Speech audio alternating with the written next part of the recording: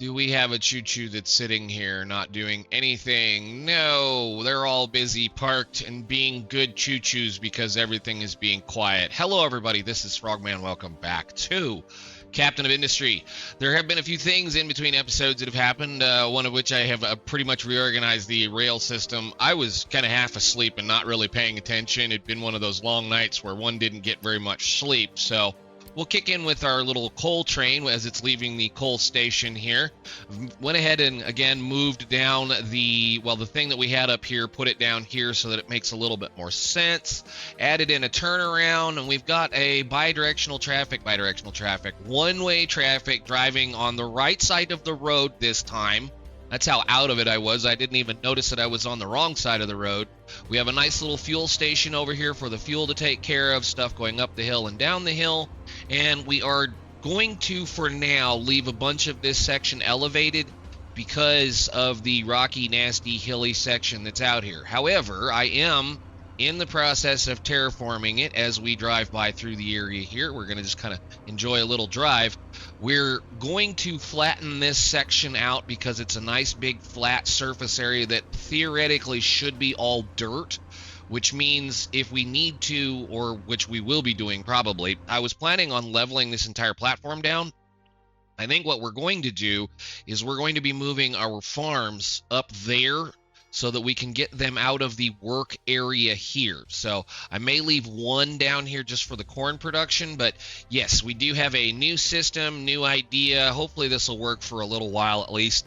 The thing that I did that I didn't really like, especially with the way these are going to work, is the fact that this is when I wish I had underground belts or some kind of something else that would allow me to do a few things, because I am a person that enjoys running trains this direction. One way, I have no problems with two tracks laying side by side because you can get an incredible amount more throughput through them. Yes, I understand I can build another engine on this and make it go, well, a little faster. I think for now we're just going to leave them at a one engine with four cars, depending on how it needs to go. And if we need to, we can just add more trains, as I have done over here with the iron. And yes, the iron, well, it wasn't very much quicker after the end of the episode last time where the iron disappeared. It was gone. So we are officially out of any raw resources in the main work area currently. So we may end up moving this line clear all the way out here and squaring this off, which will require me to, well, gut this and move that. That's fine. I'm going to probably wait on that until we can get to the point where we're not going to be using coal as power, which should be, well, when we do a couple of other little things. The copper is slowly going away, which is, well, there's still a decent amount of copper here. It's got to go quite a ways back into this mountain. And, well, we already have more copper to play with back here. So, again, we've got a decent little system now. I have, I've kind of fiddle-farted around with something kind of like this. I guess I could have put this station a little bit out of the way, but given how I want to try to do these, we're going to have to kind of build them in rows, I guess, of 3 or 2 or whatever so that we can offset them. I do want to be feeding 4 belts into a bucket if we're going to be using it, so I guess we end up with something that seems to be a little bit kind of tight and claustrophobic like this, which is fine with me. This is neat and tidy for me, even though it might be a belt mess with someone else. Anyhow, we're injecting the fuel in here into a couple of tanks. If I need to add more tanks, like say if we end up with something that has to be, I don't know, if we need to add some more fuel someplace, or if we have to haul fuel a long distance, then I can add more tankers in. This is going to be the main tank stage. There is enough room behind this one to park, I don't know, probably 1, 2, 3, 4 more trains, maybe 4 more trains in behind here. In here, there's enough room to park another train behind here, and at least 2 trains here, as well as however many trains it go. So they are kind of smart. I will give them this. You don't have to worry about signaling because signaling is automagics. This is a little bitty section in here. If we click on the button here, it says no stop sections or set to exclusive zone sections, which means a train is not allowed to stop in that little red area, which basically means the one little place that you should have an issue with as far as, you know, problems, things getting backed up, is these intersections. So it will signal whichever train has the ability to get through. Like we just saw, here comes a couple of guys getting dumped. There should probably be an iron train right behind it very shortly. They'll dump off. We were pretty well empty. And then that'll come in. It'll slow down, it'll dump, and they'll go back over there and get loaded up and park nicely. So they're automatically figuring things out. You don't have to worry about like signals in Factorio or Satisfactory for that matter. They just automatically are kind of reasonably smart. Now, one of the things I did do, and I wanted to get this before I got any further, is that I have these right here, these two set, well, I should say these three set to request trains only if all modules are empty. I want to make sure that we're not, well, I mean, I'm trying to save on fuel, so I don't need them to be running back and forth in case one of the modules are empty. All of them have to be empty, which is why we're pulling all four of these off of here. Now, I understand, again, I could just tie all of these together and they could just run on one belt, but I want the throughput of 4 belts. So that's why we're doing what we're doing at this point. This guy right here is set to unrestricted because it's not going to be the one that's going to care. It's not going to be the one that's going to call. The one over here, this fuel production, for just a fuel tank for pretty much, this is going to be the one that's going to be asking for any modules empty. So as soon as it gets something, it will let them know. Anyhow, I think the worst part here is how far some of this is going to have to go, but we're going to get there. It's working fine, and if I need to, like I said, we can add more trains. We are also up here digging into a very deep, and I mean a very deep, batch of iron. This, well, that mountain right there, I don't even want to count how many there are. There's probably 20, which means even this spot right here where I've, kind of glazed over it a little bit, it had X amount of stone on top of it, and then there's like 1, 2, 3, 4, 5, 6 spots right there. What we're going to do for now, because I kind of didn't have the room to get the rails in down here, is we're going to dig them from up here so that they're out of the way, and then we're going to, if I need to, I can turn this thing sideways. I'm just going to try to get iron coming in for now. If we have to, what we can do is we can turn this sideways, go through that mountain, and get even more depth on it. Or we could maybe do like a seesaw thingy. I don't know. I haven't figured it out yet. We'll have to worry about that when the time comes. I'm not concerned about this teeny tiny amount of iron. I am more concerned about like the massive amounts that are going to be sitting here. So what we're going to do is we're going to dig to the bottom of that pile, find the bottom of it, and then work backwards. I may make the ramp just slightly wider just so that we have room to get in and out of there, because the ramps will fall apart. So like a 6-wide ramp is a pretty good idea for the way things are, and it'd be fine. And for that matter, I mean, once we get this ramp most of the way built down here, because we're building a ramp to this island, because there is a whole bunch of whatever this stuff is, titanium over here, which eventually we're going to need. So I'm going to use all of the junk that's going to come out of here. We're going to build a ramp down and a causeway across over to here so that we can start working on that when the time comes. But once this hits the floor down here, then we could theoretically cut back in and get to most of this without having to worry about it too much, because I will probably end up having to fill that wall in too. Anyhow, kind of got a little bit of a scruff in my throat this morning. I do apologize. We have the gold sorted. I went ahead and used the excavators and the trucks over here to kind of flatten the area out so that we could get to it, because this was horrible. These things, I realized now after I built this little corner that I had my rail build track clicked to like 20 or something. I forget what it was. I think it was like 22 or 30. So there is a couple of things that I didn't really get into last time that I wanted to kind of speak about with now that I have the brain working, at least for the most part. And that is when you're building things, especially with the angles of corners. So if I let's go right here, and then we go here, there, and then turn. That red is a slowdown. So if we can keep the red out of the system or the yellow out of the system and try to just keep blues going, then your trains won't slow down as much. So when you're making a corner like that, well, that's a 14-degree corner, which means if we're looking at something, can I let go, please? Let's find us a nice big flat open area. If we're looking at something like this as far as playing other games that we're used to playing. So I'm going to start on in a line. I'm going to go forward to a line here. Whoop, right there. And then I'm going to pull it back. So in order to get back to, like, say, right there, that won't make the corner. This will make the corner. We could probably go a little bit back further. So, like, if you were trying to build a really quick turnaround, and you're trying to keep an even spacing between the two of them, so like I think I've got like a 1 or 2 track space in here, you're going to find that this is a very, very slow turnaround. So that's kind of the reason why this is the way that it is. It's not great over here. I think that's like a 20 degrees, something like this. I think I had everything set to 22. 30 is too big. I'm just going to say it right now. 30 is way too big. But you can also adjust the amount of minimum track grade that you can put into so that they don't necessarily slow down. So like both of these two sections here are both red, so it's probably really slow down in those areas, but it's fine. We don't necessarily need, again, a massive amount of speed at this point in time. What we need is stuff to just do what we need to do. And as again, there are ways of making throughput. Well, there's more than one way to make throughput on a system.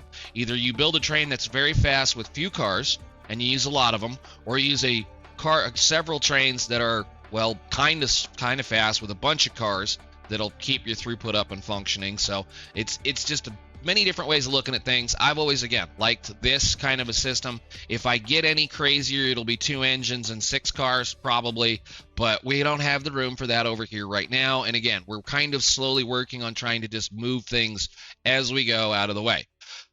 Yeah, we're finally done with a bunch of that, at least so far. So yeah, those are some of the little things that I wanted to speak on as far as those go. It's so far fairly easy to deal with. It's just incredibly expensive. Every single tile of track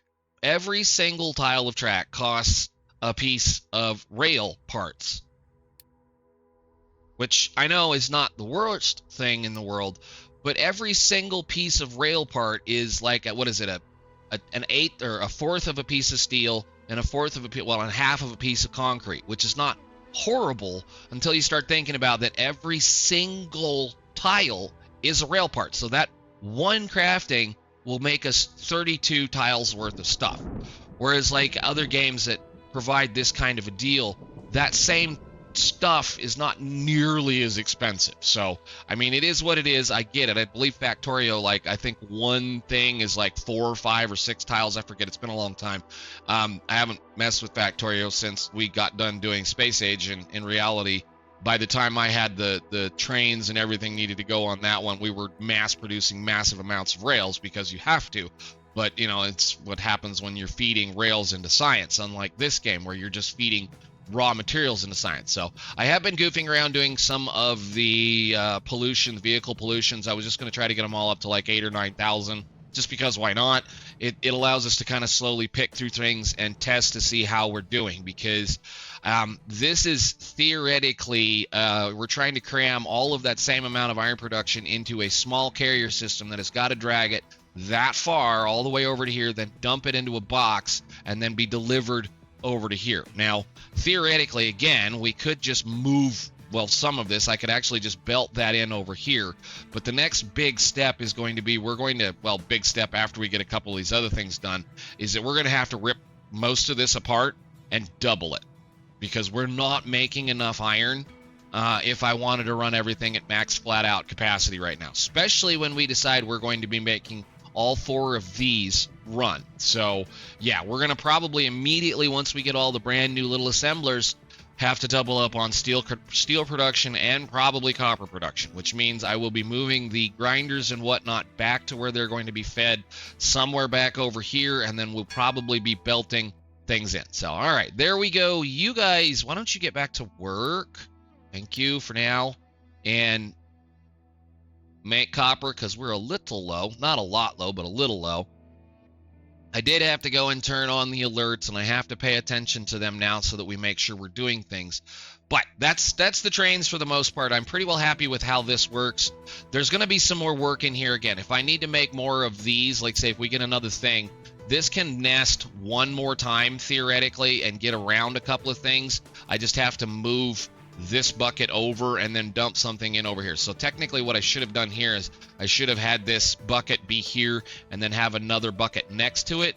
When that time comes, what I'll probably end up doing is this will just end up becoming the gold behind here, and then whatever we stick in behind here well, whatever like say, this will become copper, and then I'll make another one for gold back here. Theoretically, that line should allow me to get another train station in behind it, so that all I'd have to do then is just extend this circle. But as you can see, I think these are all 30s right here, and this is a 14 because I had to get a 14 to come in here.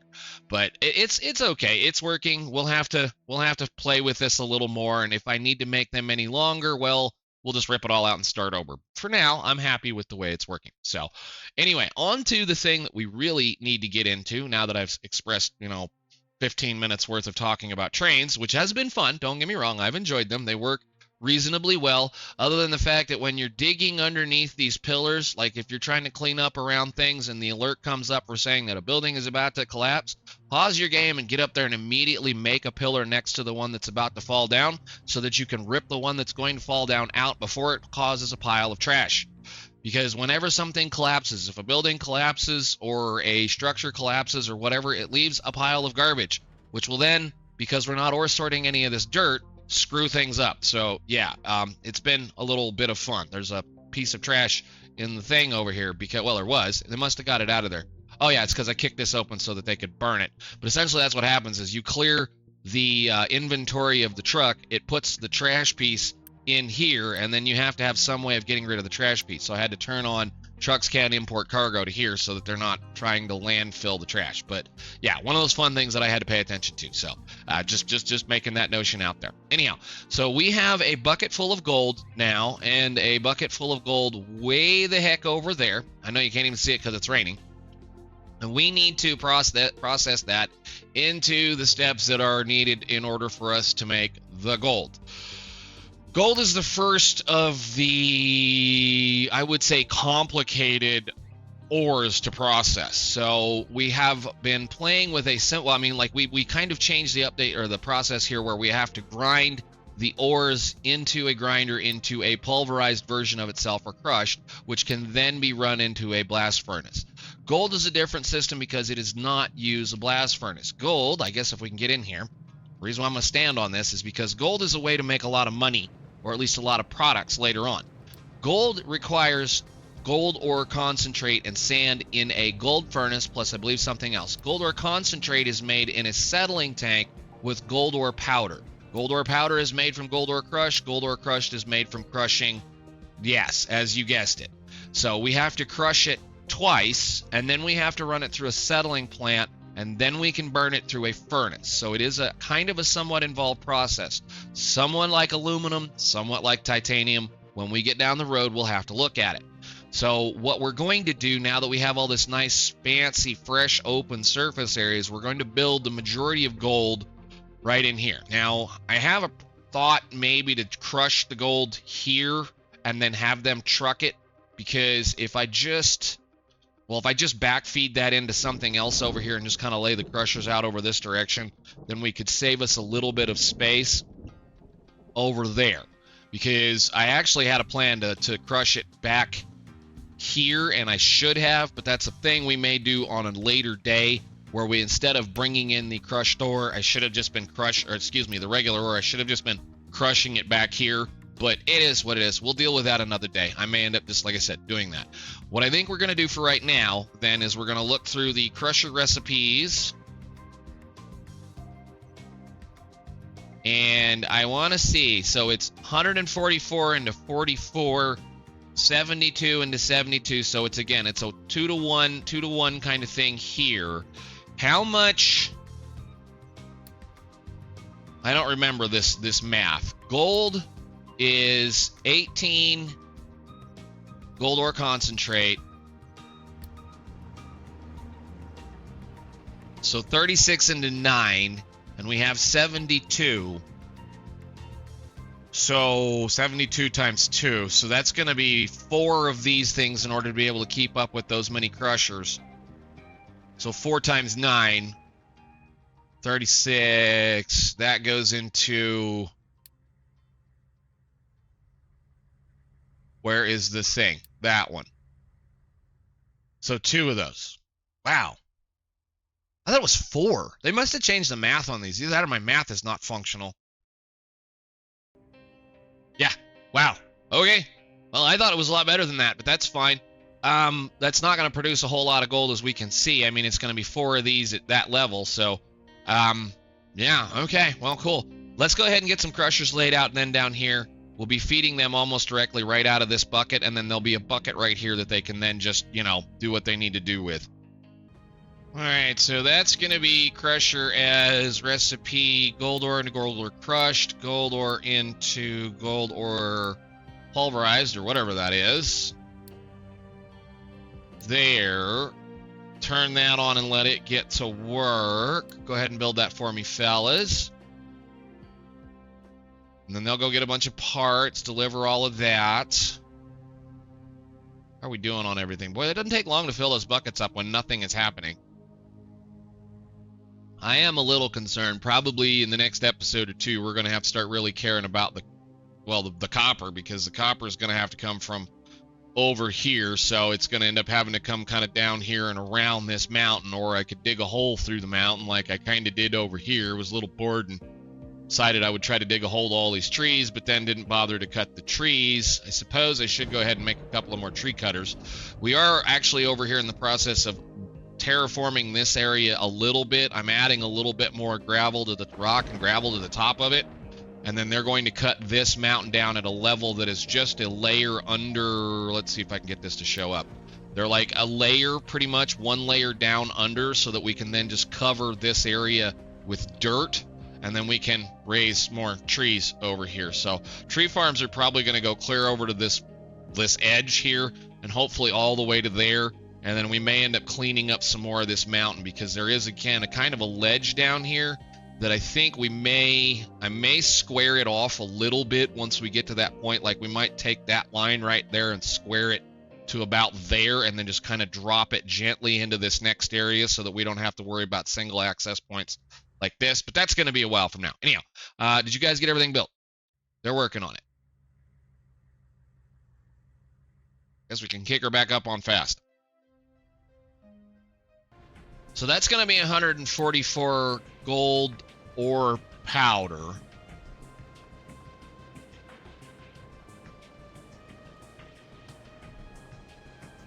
I could theoretically process that over here, because we still have a decent amount of room. I mean, I don't want to have to move a bunch of stuff, but theoretically we could process that over here. Because gold, the only thing gold goes into, well, there's 2 things gold goes into, if I recall correctly. It's the luxury goods, of which we're not going to be making anytime soon, and the circuits. So it's the other thing it's good for is you can trade it for certain things that we might be able to use later on. And I do believe there's actually some other trades later on down the line that we can use it for as well. So it is a kind of a thing to try to process a decent amount of. I don't know. I say we probably do like I figured we were going to do. We'll probably just truck it in kind of like this. I'm going to build it this direction, because I believe our circuits, like I stated, are probably going to get built. Well, the microchips are going to get built somewhere right around in here. So we'll go ahead and start working on that this way. Let's see. I should be able to build in here and not have a problem. So it's 4 and 4, if I recall correctly, right? 4 gold furnace makes, well, 18 of this. This is made in a settling tank with, yep, so there to there. So it is 4 to 2. Wow. So 4 of these. Yeah. Huh. Yeah, they must have changed this. That's all I can figure. I remember this being a lot harder. I mean, a lot more in depth, but I guess. Let's see if we can come up with something nice and decent looking here. All right, well, 10 minutes later, I think I have something. I was going to build it over here, but then I got to looking like we need water, we need, what is this, saline, we need brine, and, well, we also are going to need the filter medium, which is right here, which is over here. So the only thing they're going to have to truck a long distance is the gold ore powder and the sulfur, which shouldn't be that hard to do. Do full output. Why? What are you full on? Why are you not hauling stone? Come on, gents. Pick up rock and get it out of there. There's a problem is there's an awful lot of mountain on top of this this gold ore deposit here, so I'm just going to kind of dig straight through that hill and hopefully be able to get most of it. But they're having to haul excess junk over here because we need access to this island eventually. So I figured I would just start again building another causeway that way. So we'll see how that all goes. But yeah, they're just, I don't know. I guess I need another truck. 3 is not enough. Need to make some more trucks, probably. How are we doing? We're at 100. How many can we have? 200. Why don't you make... While we're sitting here screwing around, where is my thing? Make 10 more.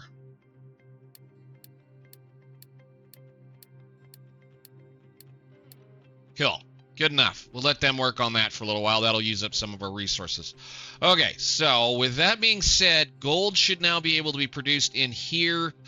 And again, I think we're gonna, well, I may end up expanding this mess out a little bit more, although with the way we're set up and built right now, theoretically, I can upgrade these to the next concrete mixer, and I may do so just because that'll double our output at this point in time, but I don't really need it. I've only been using it to just kind of lay down concrete all over the world because, well, I guess for those of you that don't know and I haven't said it yet, in your large traffic areas, you want to lay down concrete because, well, concrete or flooring, any type of the flooring in here, because it reduces vehicle maintenance by 20%. So as long as a vehicle is driving around on concrete, it's reducing its maintenance by a considerable amount, which means if you're driving from point A to point B, which I'm going to start doing like this here fairly soon now that I know where their traffic patterns are, that'll save on maintenance for them driving this entire period here. So let's go ahead and unpause that and let it build, and then we'll see what happens. Where is the button? That should be everything there. Yes. Excavator has no fuel. That's probably because these trucks take too long to get over here. I need to put another truck on this. No, don't pause it. Give me another truck right there, please. That should be fine.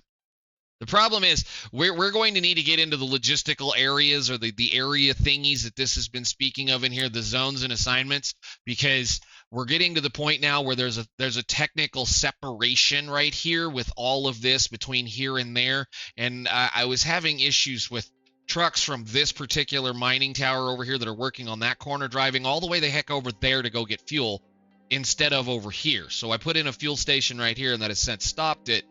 But some of the trucks here, these guys right here, tend to like to come clear the heck over here to fuel these, when in reality, I believe either this one or that one is closer. But anyhow, have things getting built, please. But this is what I mean by we're kind of hurting for certain things at this point, because I need to start really thinking about upgrading steel quite a bit, because we're just running at capacity now. But that's fine. It's okay. Anyhow, let's go ahead and finish this mess up, and then we should have some fun stuff. Go. All right, there go the roly boys. I am glad that they removed the slag from this process, because it used to be a kind of a pain in the butt. As you watch it dump stuff off to the side over here, that means it's pouring the excess off the top, and that would have been the sand that it melted and did whatever too. But all right, we now have a small amount of gold incoming. Good deal. And I mean small. It's like 18 a minute, I think. Yep. So that'll be good for now. We'll the thing is this is the process. We have to basically take the gold ore crushed, or whatever this powder is, then we run it into a settling tank, which is then fed with a little bit of sulfuric acid over here, and that will give us the gold ore concentrate and some toxic slurry that we have to then process through a wastewater treatment plant, which will give us, well, with a little bit of filter media. You have to use a filter media, so you might as well be making it now and using it in your other treatment plants, and some brine. That will be then turned into water, and some slag. The slag, again, we're just going to be dumping it wherever we can dump it, including a bucket. And then the water is then again fed back into the system under a priority here prior to everything coming in. So every time there's a little bit of water, it goes back into the water tank. The brine is being pulled out of here because we're producing it. If I have to, I will worry about that. We'll end up making maybe a little bit more brine. I don't know. It may end up having to be that way. It may not. Just depends. Every single time this thing runs, we make 42 of this, and this is going to eat 18 of it, so theoretically we should be fine as long as this stays full. So we'll see how this goes. Anyhow, that's all taken care of, dumped through the settling tanks. The gold ore concentrate, I'm assuming, is right here, then put into a couple of gold furnaces with some sand that will then cook it and make gold bars out of it, which is pretty cool, I guess. We've got it going, and we've got another source of pollution. So pretty soon, and I'm going to say this pretty soon, we're going to probably, I mean, maybe between episodes I may do it, I may not. We do have access to the new Glassmaker Mark II, which is a machine that is twice as long as the other ones are. So this is one of those things that's kind of forced on you when you have to do this. You have to pretty much rip your glass making system apart if you want to have full efficiency on making glass, because what a Glassmaker 2 will do is it won't produce any of the broken glass that's in here, and we're going to need that eventually for when we want to start doing some things. So I may, in between episodes, tear all this apart. There is more than enough room to insert like 4 of those right here. So that's probably what I will end up doing as the way this goes. But for now, what we're going to do, we're going to let the gold build up just a little bit, because I need to do one silly little thing. And that is, I'm going to cheese the next step. I'm going to buy the parts that we need right here. But I need to have some products in order to make that happen. We need to have 160 to get 40 of these. And, well, that's essentially the reason why I made this big tub over here. We're going to let them fill this thing completely up, and then we're going to buy all of those circuits. I know it makes no sense, but trust me, as slow as these circuit-making machines are, which is one of those deals, the worst part is the fact is I'm only going to be able to run 4 circuit makers and a silicon processor with the amount of computing power we theoretically have. Once we can start producing the next step over here, which is why I said just get right into it and get doing it, once we can produce these 20 here, that will give us operations and access to the data center, which is servers. And like I said, every single time you put a server into the system, well, the server, I think like it's six or some of those, however it goes. I don't remember exactly the exact number. We'll probably be messing with it in the next episode. Your teraflops go up considerably compared to the amount of people and energy. So yeah, it'll get a lot better really quickly. So I think for now, given the amount of time that took, I'm going to let the box fill up, and I will see you all in the next episode, where we're going to start diving into computing and robotics while we prepare for the rest of the fun stuff that's going to happen. So until then, I will see you all later. Thank you so much for watching. Bye.